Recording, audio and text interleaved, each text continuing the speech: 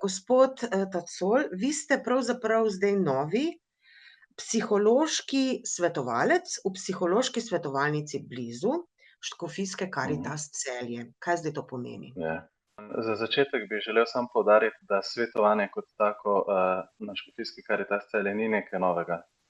Svetovanje v različnih oblikah sta izvajali že moji predhodnici in svetovanje vrsto let izvaja tudi že sodelavka Vera Horjak-Kravos, psihoterapevtka, sicer logoterapevtka, ga še vedno izvaja v Vrbju pri Žalcu.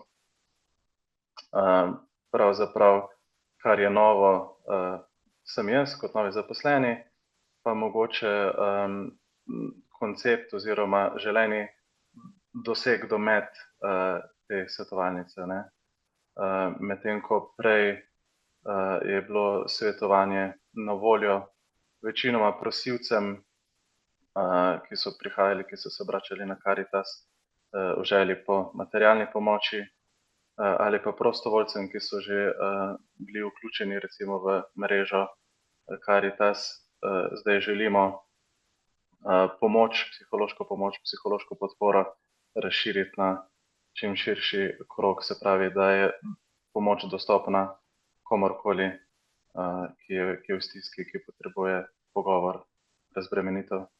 Želeno je, da pokličete na telefonsko številko ali pa pišete na elektronski naslov in potem se dogovorimo za termin, ne. Jaz ponudim termin v najkrajšem možnem času in pridete na osebni pogovor, potem pa skupaj vidiva, ne, kdaj bo naslednje srečanje oziroma koliko teh srečanj bo še potrebnih in se sproti dogovarjamo za nadaljnji proces.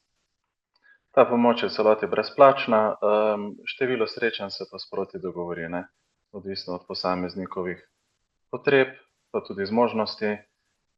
Zdaj, kdor živi recimo blizu in lahko pride v Celje kadarkoli, ni problema.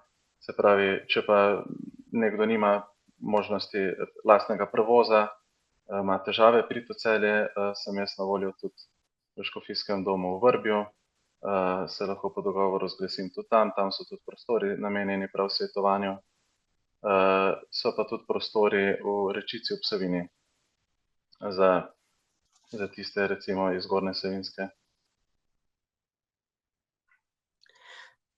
Zdaj, zgodi se v takih primerih, da nekateri ljudje postanejo bolj domači. Da ima recimo neki problem in potem ga vidva skupaj uspešno rešujeta in potem se tak človek zelo, bi rekla, grdo rečeno, ali kakorkoli že, mogoče ni čisto pravi izraz, naveže na vas in vas zvečer, ko recimo se mu zazdi, da je v stiski, ali pač je pred njim neka situacija, ki se mu zdi, da ji ni kos, in vas pokliče, ob nenavadnih urah vas začne klicati. Kako potem v takih primerih mislite to reševati? Ja, tega se lotim čisto preprosto. Službeni telefon pustim v službi. Se pravi, sem dosegljiv samo v času uradnih ur. Prav. Uradne ure so pa, uradne ure so pa vsak dan od 7 do 3 oziroma svetovalnica je potem odprta od 8 do 3, ne.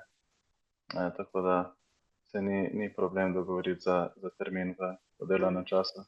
Še kakšna misel na temo Psihološke svetovalnice Blizu, morda kakšen napotek? Misel je zgolj ta, da smo odprti za vse ljudi potrebne pomoči, vse ljudi v stiski, ne glede na vrsto stiske, ne glede na tudi prepričanje, ne, je vsak dobrodošel, vsak je zaželen, vsak bo toplo sprejet. Navsezadnje, ne glede na to, ali zahaja v cerkev, ali veruje ali ne, vsak je dobrodošel, vsak lahko pride na pogovor.